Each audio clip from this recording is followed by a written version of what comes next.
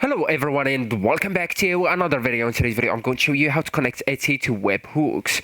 So actually guys, you will need to know that you can connect Etsy to webhooks to automatically send shop data, orders, listing, etc. to another app like Airtable, Google Sheets, or your own server. Etsy itself doesn't natively support webhook for all events, but you can use the Etsy API plus webhook or an automation tool like Zapier. Okay, so that's what I'm going to show you on that video. So actually guys, first you will need to go with zapier.com, create an account or sign in with an existing one, and then just go and click on create right here at the top left corner of the page, and then go with Zaps option. It's the first one for the automated workflows.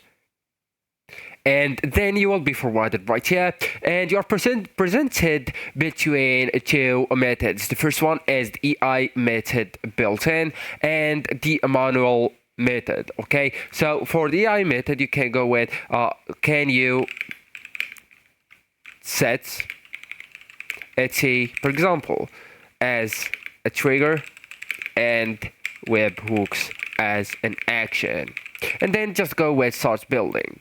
Okay, for the manual method you will need just to go with trigger right here, and then just look for Etsy, and to find it and to select it you will need to have the premium version of Zapier, so you will need to subscribe first. Okay, and then all you need to do is to sign in with your Etsy then, and to select the triggers, okay, or the trigger event, and then just go with action right here and look for webhooks.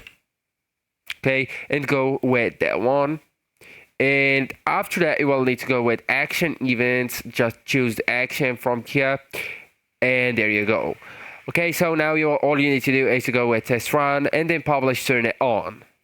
So actually guys, that's it. It's the end of the video. Thank you so much for watching, and goodbye.